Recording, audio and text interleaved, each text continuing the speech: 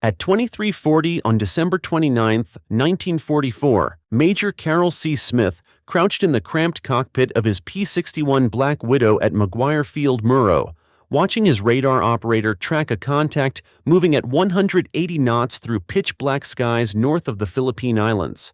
26 years old, 43 combat missions, 4 confirmed kills. The Japanese had sent 12 bombers to obliterate the American airfields that night. Smith knew what was coming. For 2 weeks straight, Japanese bombers had attacked Murrow every single night. 334 air raid alerts in 14 days. American engineers were frantically building 2 airfields to support the Lingayen Gulf invasion, and the Japanese understood exactly what those airfields meant. If American fighters could operate from Murrow, they could cover the entire invasion force. The Japanese had to stop construction. They sent bombers every night, conventional bombers, anything that could carry explosives. The 418th Night Fighter Squadron had arrived at Murrow just 3 days earlier on December 26th. Smith's squadron was the only thing standing between those bombers and 20,000 American troops sleeping in tents below. The pressure was suffocating.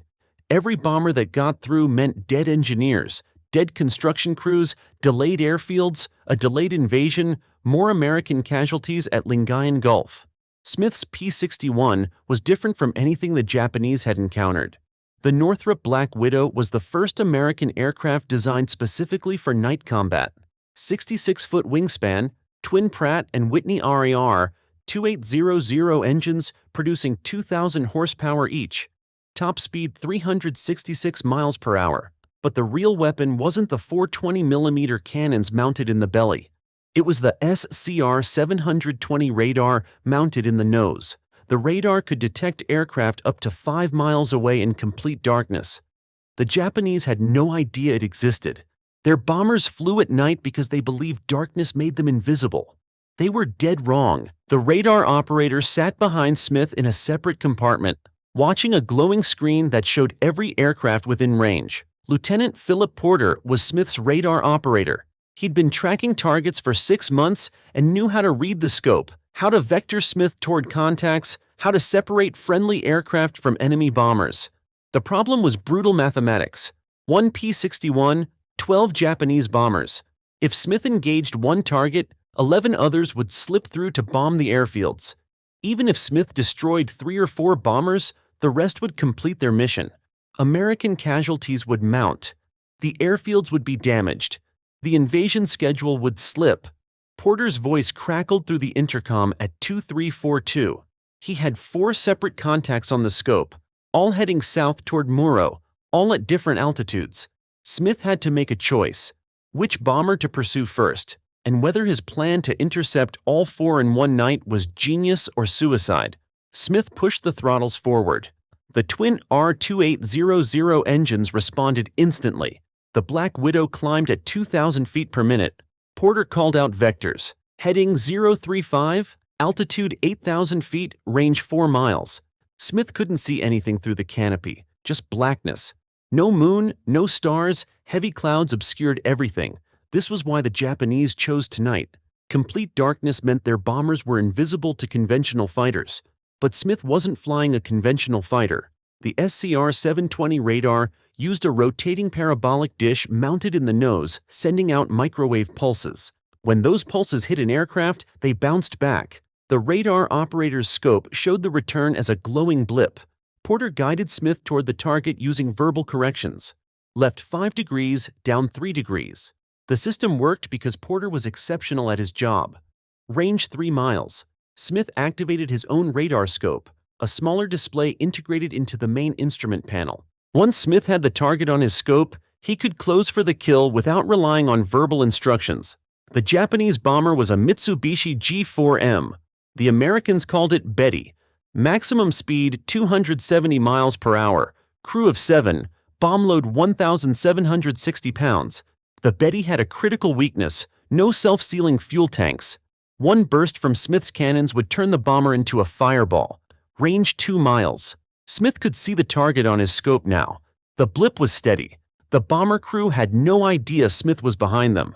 Japanese bombers had no tail warning radar, no way to detect a pursuing night fighter. They flew in darkness, believing they were safe. The P-61 made that assumption fatal. Smith closed to 1,000 yards, still couldn't see the Betty visually. The darkness was absolute. He relied entirely on the radar scope. 800 yards, 700, 600. At 500 yards, Smith finally saw it, a dark shape against slightly less dark clouds. The bomber's exhaust flames were barely visible, faint orange glows from the engine nacelles. Smith moved the P-61 into position, slightly below the bomber, slightly behind. The 420mm Hispano M2 cannons were mounted in the lower fuselage, fixed forward. Smith had to aim the entire aircraft. He used the N6 gun sight integrated into his instrument panel, adjusting his position until the bomber sat centered in the reticle. Range 400 yards. Smith armed the cannons. Each cannon carried 200 rounds, 800 rounds total, enough for approximately 40 seconds of sustained fire, but Smith wouldn't need 40 seconds. Night fighter doctrine called for short, concentrated bursts. Get close, fire, confirm the kill, move to the next target. Wasting ammunition on a single bomber meant fewer rounds for the remaining targets. Smith squeezed the trigger at 350 yards. The 4 cannons fired in unison. The sound was deafening even through the engine noise. 20mm high-explosive shells streamed toward the Betty at 2,800 feet per second. Smith fired for 2 seconds, 12 rounds per cannon, 48 shells total. The Betty's right wing exploded. Fuel ignited instantly. The bomber rolled right and entered a steep dive. Smith watched it fall. The burning aircraft illuminated the clouds below. It hit the water 8 miles north of Muro at 23:57. 1 bomber down, 11 remaining. But Smith's fuel gauge showed he'd burned through 15% of his fuel, and 3 more contacts were still on Porter's scope, all heading toward the airfields, all separated by miles of black sky. Smith had exactly 112 minutes of fuel remaining. Porter identified the second target at 0014 on December 30th. Heading 180, altitude 6,000 feet, range 6 miles. Smith turned the P-61 south and descended. The problem was geometry. The second bomber was 23 miles from the first kill. Smith's P-61 cruised at 280 miles per hour, meaning roughly 5 minutes to intercept. 5 minutes the bomber spent flying closer to Muro, closer to the airfields, closer to completing its mission. Smith pushed the Black Widow faster, 320 miles per hour. The R-2800 engines consumed fuel at an alarming rate at high power settings. Every minute at maximum speed cost him 3 minutes of patrol time, but if he didn't intercept the bomber quickly, it would reach the target zone. American anti-aircraft gunners would open fire. The bomber might get shot down or it might release its bombs. Either way, Smith would have failed. Porter called out corrections. Smith adjusted heading. The second contact grew stronger on the radar scope. Range 4 miles, 3 miles, 2 miles. Smith spotted the bomber at 1 mile. Another Betty. Same profile, same vulnerable fuel tanks. The bomber was lower than the first one, 6,000 feet instead of 8,000, closer to the cloud layer. That gave Smith less room to maneuver. Smith positioned the P-61 below and behind the target. The approach had to be perfect. Too fast and he'd overshoot, too slow and the bomber might spot him. Night fighters relied on surprise. Once the enemy knew you were there, everything changed. Bomber crews would take evasive action, gunners would open fire. At 500 yards, Smith saw the Betty clearly. Dark shape against dark sky. The bomber crew was flying straight and level. No evasive maneuvers, no indication they knew Smith was there. The P-61's black paint made it nearly invisible at night. Smith centered the target in his gun sight. Range 350 yards. He fired. 2-second burst, 48 rounds. The shells tore through the Betty's fuselage. The right engine caught fire immediately, then the left. Both wings were burning within seconds. The bomber nosed over and dove toward the ocean. Smith watched it fall.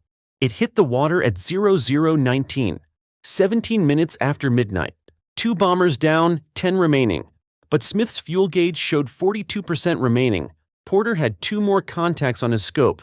Both were closer to Muro than the previous targets. Both were at different altitudes. One at 9,000 feet, one at 4,000 feet, and they were 8 miles apart. Smith made a decision. He would take the higher target first. Climbing used less fuel than descending rapidly, but the higher target was also farther north. Pursuing it meant allowing the lower bomber to get closer to the airfields. If Smith made the wrong choice, one bomber would get through and the entire mission would be considered a failure. Smith turned north and climbed. The P-61 reached 9,000 feet at 0023.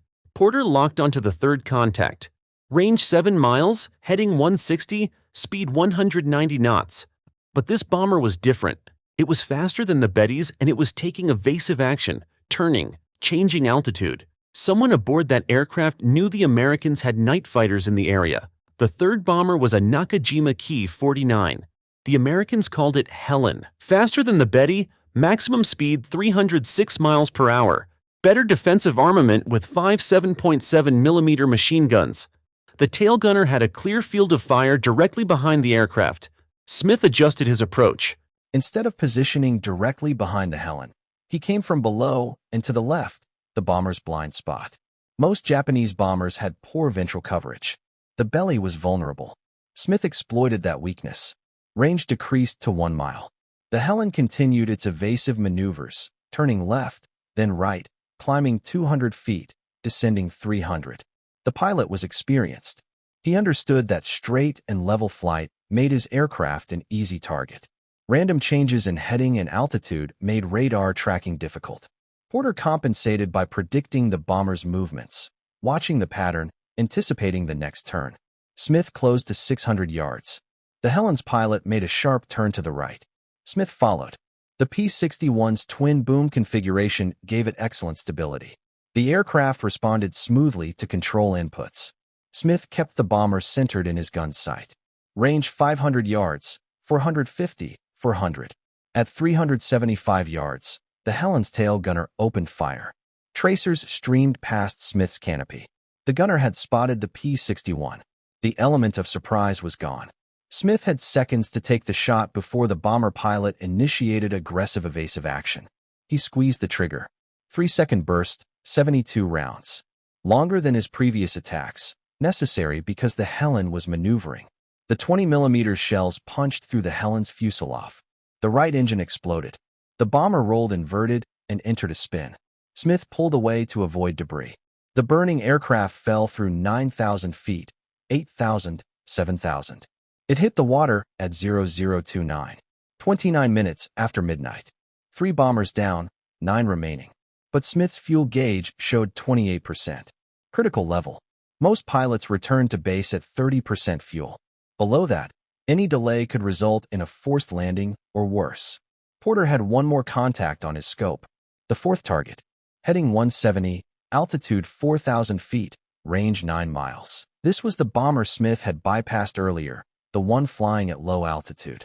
It was now only 12 miles from Murrow, close enough that Smith could see the searchlights from the American airfields, thin beams of white light sweeping the sky. Anti-aircraft batteries were ready. Gunners had their fingers on triggers, waiting for targets. Smith descended toward the fourth bomber. Diving conserved fuel. The P-61 dropped through 8,000 feet, 7,000, 6,000, 5,000. Smith leveled off at 4,200 feet, slightly above the target. Range 4 miles, 3 miles, 2 miles. Smith acquired the target visually at 1 mile. Another Betty. The bomber was flying straight toward Murrow. No evasive action. The pilot either didn't know American night fighters were in the area or didn't care. Smith positioned the P-61 for the kill. Below and behind, 350 yards. He checked his ammunition counter. 512 rounds remaining, enough for 3 more attacks, maybe 4 if he was conservative. But this was the fourth target. He needed to make every shot count. Smith's fuel gauge showed 23%, below safety margins. If he engaged this bomber and missed, he wouldn't have enough fuel to pursue it again.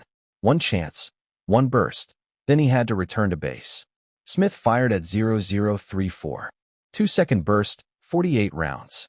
The 20mm shells converged on the Betty's center fuselage. The bomber's port wing separated from the aircraft. Fuel tanks ruptured. Fire spread across the remaining wing structure. The Betty rolled left and dove toward the ocean. It impacted at 0035. 35 minutes after midnight.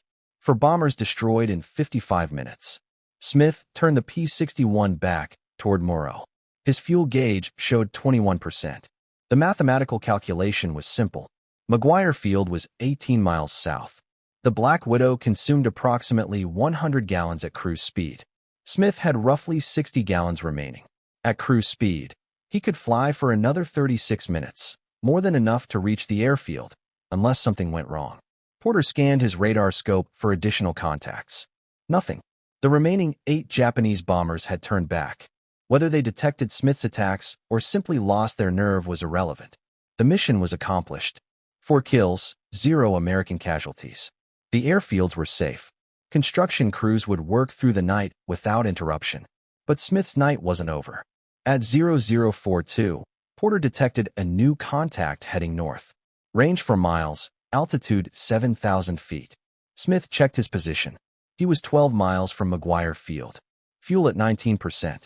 The contact was between Smith and his base.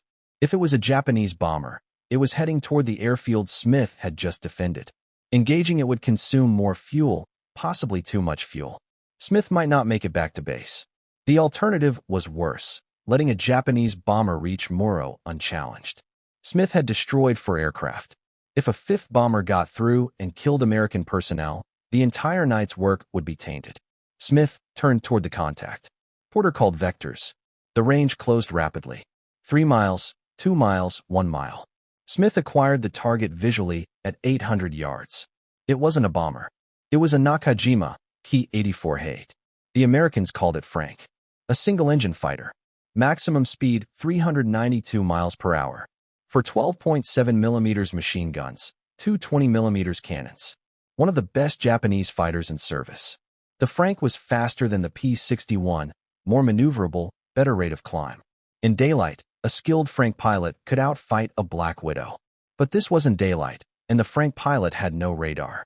He was flying blind, searching for American aircraft using visual references that didn't exist in complete darkness. Smith had one advantage. The Frank pilot didn't know Smith was there. Smith positioned the P-61 below and behind the fighter, range 500 yards. The approach was identical to his bomber intercepts. Get close, fire, confirm the kill. But fighters were smaller targets, harder to hit, and the Frank had armor protection around the cockpit and engine. Smith closed to 300 yards.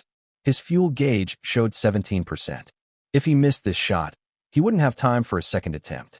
He would have to disengage immediately and hope he had enough fuel to reach McGuire Field. Missing the shot also meant the Frank would know American night fighters were in the area. The element of surprise would be lost. Smith centered the Frank in his gun's sight. His finger rested on the trigger. The mathematics were clear. Engaging the fighter would drop his fuel to 15%, below minimum safety margin. But letting it go meant risking American lives on the ground.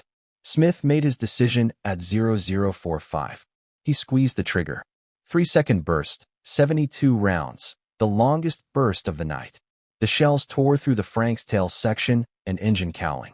The Frank's engine burst into flames. Black smoke poured from the cowling. The fighter rolled right and dove. Smith watched it descend through 7,000 feet, 6,000, 5,000. The flames grew larger. At 3,000 feet, the pilot ejected. Smith saw the parachute open, a white canopy against black sky. The Frank continued its dive and hit the water at 0046. Smith checked his fuel gauge. 15%. The engagement had consumed more fuel than calculated. McGuire Field was 11 miles south. The P-61's fuel consumption at cruise speed meant Smith had approximately 22 minutes of flight time remaining, enough to reach the airfield with minimal reserves. But any headwind or navigation error would exhaust his fuel before landing. Porter guided Smith toward Morro using radar navigation. The island appeared on the scope as a large land mass. McGuire Field was on the southwestern coast. The airfield had been operational for only 4 days. Minimal lighting, no instrument landing system. Pilots landing at night relied on a single row of kerosene lamps marking the runway. Smith descended to 2,000 feet. His fuel gauge showed 13%. At cruise power settings, that provided 18 minutes of flight time. Smith was 8 miles from the airfield. At 280 miles per hour, that meant approximately 1.7 minutes to reach the landing pattern. Enough fuel, barely. At 0052, Smith spotted the runway lights. 12 dim lamps arranged in a line. The runway was 5,000 feet long, crushed coral surface. Engineers had completed construction on December 26th, the same day the 418th Night Fighter Squadron arrived. Smith entered the landing pattern at 1,000 feet. His fuel gauge showed 11%, 57 gallons. At 0055, something went wrong. The runway lights went out. All 12 lamps extinguished simultaneously. Complete darkness. Smith was 3 miles from the runway. Altitude 800 feet. Airspeed 140 knots. Without runway lights, he had no visual reference for landing. The P-61 would hit the ground before Smith realized how low he was flying. Porter suggested using the radar altimeter. The device measured height above ground by bouncing radio waves off the surface, accurate to within 50 feet. Smith could descend slowly using the altimeter and dead reckoning navigation. When the altimeter showed 0 feet, he would be on the ground. The technique was dangerous. Any error in navigation meant landing off the runway, hitting trees or coral reefs or construction equipment. Smith's fuel gauge showed 9%, 46 gallons, 8 minutes of flight time. Not enough to divert to another airfield. The nearest alternative was 90 miles northeast. The P-61 would run out of fuel 40 miles short. Smith had one option: land at McGuire Field without runway lights, or crash into the ocean. Smith turned the P-61 toward where he believed the runway was located. His altitude was 600 feet, fuel at 9%, and the darkness below was absolute. Smith descended to 400 feet.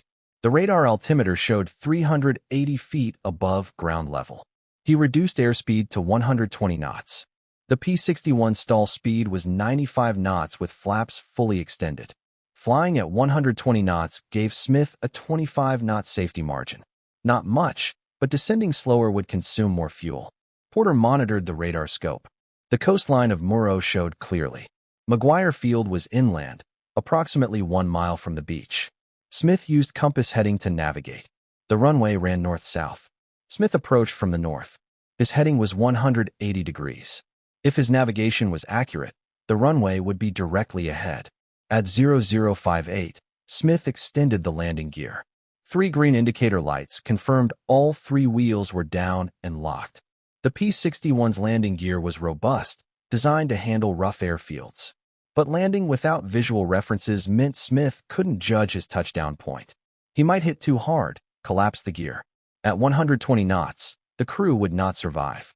Smith's fuel gauge showed 7%, 36 gallons, 5 minutes remaining. He extended flaps to full. The P-61's airspeed decreased to 110 knots. The aircraft descended at 300 feet per minute. The radar altimeter showed 250 feet, 200, 150. Smith couldn't see the ground. No lights, no visual references, just instruments and the hope that his navigation was correct. At 100 feet altitude, Smith reduced power. The descent rate increased to 400 feet per minute, faster than normal, but necessary to reach the ground before his fuel ran out. 75 feet, 50 feet, 25 feet. Smith prepared for touchdown. His hands gripped the control column. His feet rested on the rudder pedals, ready to correct for any deviation. The P-61's main wheels hit crushed coral at 0059. The impact was harder than normal. Smith felt the jolt through the airframe, but the landing gear held. The nose will touch down 3 seconds later. Smith applied brakes. The P-61 decelerated rapidly. 100 knots, 80, 60, 40. The aircraft slowed to taxi speed at 20 knots. Smith couldn't see where he was on the runway. He kept the brakes applied until the P-61 stopped completely. His fuel gauge showed 6%, 29 gallons, 3 minutes of fuel remaining. Ground crew arrived with flashlights. They guided Smith to the parking area. The P-61's engines shut down at 0103, 1 hour and 3 minutes after takeoff. Smith climbed out of the cockpit. His legs were stiff. His hands were shaking, not from fear, from exhaustion. 5 intercepts, 5 kills, 1 blind landing, all in 63 minutes of combat. Porter climbed out from the radar operator's compartment. He had tracked 5 targets successfully, vectored Smith to each intercept, maintained radar contact throughout the engagement. Without Porter's skill, none of the kills would have been possible. Night fighting was a team effort, pilot and radar operator working in perfect coordination. Intelligence officers arrived at 0115. They wanted details, times, locations, altitudes, aircraft types. Smith provided the information from memory. 4 Mitsubishi G4M Betty bombers, 1 Nakajima Ki-49 Helen bomber, 1 Nakajima Ki-84 Frank fighter, all destroyed between 23:57 on December 29th and 0046 on December 30th. Total engagement time 49 minutes. The intelligence officers confirmed the kills through multiple sources. Ground radar had tracked the intercepts. Coast watchers reported seeing aircraft crash into the ocean. Wreckage was visible at first light. For bombers, 1 fighter, all exactly where Smith reported. But Smith wasn't finished. On December 30th, 1944, at 1,430 hours, Smith flew his second mission of the day. Japanese reconnaissance aircraft had been spotted over Muro. Single-engine fighters, faster than bombers, more difficult to intercept. Smith and Porter took off in the same P-61. The aircraft had been refueled and rearmed. 800 rounds of 20mm ammunition, 646 gallons of fuel. At 1512, Porter detected a contact heading north. Altitude 12,000 feet, range 8 miles. Smith climbed to intercept. The target was another Nakajima Ki-84 Frank fighter, faster than the P-61 in level flight. But Smith had altitude advantage. He dove on the Frank from above. The diving attack increased his speed to 390 miles per hour, faster than the Frank's maximum level speed. Smith fired at 400 yards. 2-second burst, 48 rounds. The Frank's engine exploded. The fighter rolled inverted and dove into the ocean. Smith's 7th kill, his final victory. It made him the top-scoring American night fighter ace of World War II. 7 confirmed kills, all achieved in less than 24 hours of combat flying. No other American night fighter pilot in any theater would match that total. The 418th Night Fighter Squadron continued operations from Muro through January 1945. The unit scored 18 total kills during the war, the highest total of any P-61 squadron in the Pacific Theater. Smith's 7 kills accounted for 39% of the squadron's total score. Porter received the Distinguished Flying Cross for his role as radar operator. His skill made every intercept possible. McGuire Field supported the Lingayen Gulf invasion as planned. American forces landed on January 9, 1945. P-51 Mustangs and P-47 Thunderbolts operating from Muro provided air cover. The airfield Smith defended on December 29 enabled that air cover. Engineers estimated that Japanese bombs hitting the construction areas would have delayed airfield completion by 2 weeks. 2 weeks meant the invasion would have been delayed, casualties would have mounted, the war would have lasted longer. Smith survived the war. He returned to the United States in February 1946, left the military, became a civilian, never sought publicity, never wrote memoirs. The only records of his achievement exist in military archives, unit histories, intelligence reports, the dry documentation of kills confirmed and missions accomplished. The P-61 Black Widow proved what night fighters could achieve. 700 aircraft built, used in every theater. The aircraft dominated night combat from 1944 through 1945. In December 1944, over Muro, the Black Widow was the most advanced night fighter in the world, and Carroll Smith was the best pilot flying it.